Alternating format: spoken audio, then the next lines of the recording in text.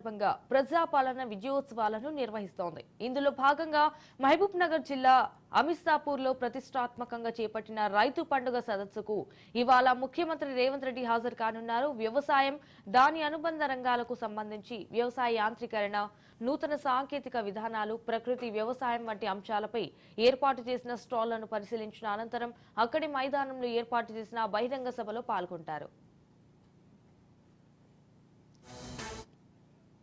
ఇవాళ మధ్యాహ్నం 3 గంటలకు ఆయన స్వగృహం నుంచి బయలుదేరి రోడ్డు మార్గంలో బేగంపేట విమానాశ్రయానికి చేరుకుంటాయి. అయితే అక్కడి నుంచి హెలికాప్టర్లో సాయంత్రం 3:30 వరకు మహబూబ్ నగర్ జిల్లా అమిస్తాపూర్ కు వస్తారు. సమీపంలోని రైతు పండుగ సదస్సుకు చేరుకుని స్టాళ్లను పరిశీలిస్తారు. అనంతరం 4:30 గంటలకు బహిరంగ సభలో ప్రజలను ఉద్దేశించి ప్రసంగిస్తారు. అయితే డిప్యూటీ సీఎం మల్లు భట్టి విక్రమార్క, మంత్రులు తుమ్మల నాగేశ్వరరావు, జూపల్లి కృష్ణారావుతో పాటు మరికొందరు మంత్రులు సైతం సదస్సుకు హాజరు కానున్నట్లు తెలుస్తోంది.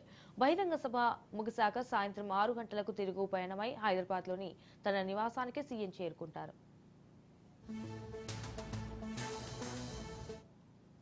బహిరంగ సభకు అధికార యంత్రాంగం భారీగా ఏర్పాట్లు చేసింది. ప్రభుత్వం రైతు పండుగను ప్రతిష్టాత్మకంగా తీసుకున్న నేపథ్యంలో రాష్ట్రంలోని అన్ని జిల్లాల నుంచి రైతులను సమీకరించే బాధ్యత కాంగ్రెస్ ప్రజాప్రతినిధులు, పార్టీ నాయకులు తీసుకున్నారు. మహబూబ్ నగర్ రీజియన్ నుంచి ఆర్టీసీ 657 బస్సులను కేటాయించింది. వీటితో పాటు ప్రైవేట్ బస్సులు, జీపులు తదితర వాహనాల్లో రైతులు తరలిరానున్నారు.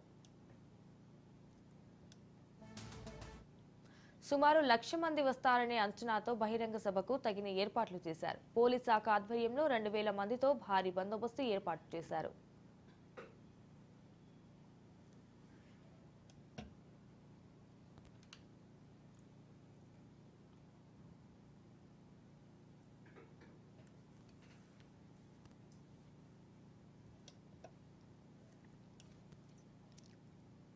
ఇసుక రాష్ట్రంలో కాంగ్రెస్ ప్రభుత్వం ఏర్పడి సంవత్సర కాలం పూర్తి కానున్న సందర్భంగా ప్రజాపాలన విజయోత్సవాలను నిర్వహిస్తోంది.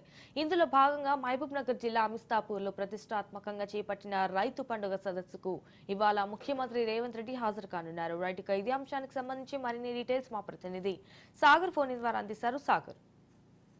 Right, good morning Sanjana. CM Revanth Reddy సొంత జిల్లా పాలమూరుకు అయితే నేడు రానున్నారు. ఇటు మహబూబ్ నగర్ జిల్లా భూత్పూర్ మండలం అమిస్తాపూర్ లో నిర్వహించిన రైతు పండుగ ముగింపులో భాగంగా ఆయన హాజరు కానున్నారు. 3 గంటల ప్రాంతంలో హెలికాప్టర్ ద్వారా హైదరాబాద్ నుండి బయలుదేరి 3:30 వరకు కూడా సభా ప్రాంగణాన్ని చేరుకుంటారు. అక్కడ నుండి రైతు పండుగ సందర్భంగా ఏర్పాటు చేసిన ఎగ్జిబిషన్ స్టాళ్లలో ఆయన పాల్గొని మొత్తాన్నైతే పరిశీలిస్తారు. దాని తర్వాత 4:30 పబ్లిక్ మీటింగ్ లో పాల్గొంటారు.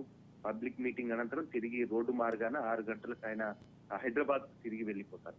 మొత్తానికైతే సీఎం కు సంబంధించి భారీగా బహిరంగ సభ సంబంధించి ఏర్పాట్లను అయితే ఇప్పటికే ఉమ్మడి జిల్లాకు సంబంధించిన స్థానిక ఎమ్మెల్యేలు, ఇటు జిల్లా అధికార యంత్రాంగం అంతా కూడా ఏర్పాట్లను కట్టుదిట్టంగా చేసింది. ఎక్కడికక్కడ కూడా ఏర్పాట్లను పూర్తి చేసింది. దాదాపుగా ఈ సభకు 1,00,000 నుండి 2,00,000 వరకు రైతులను ఇటు ప్రజలను సమీకరించే విధంగా కూడా కాంగ్రెస్ శ్రేణులు అయితే సన్నాహాలు చేస్తున్నాయి. ఇప్పటికే భద్రతా ఏర్పాట్ల దృష్ట్యా కూడా ఇటు పోలీసు యంత్రాంగం అంతా కూడా అన్ని ఏర్పాట్లు పూర్తి చేసింది.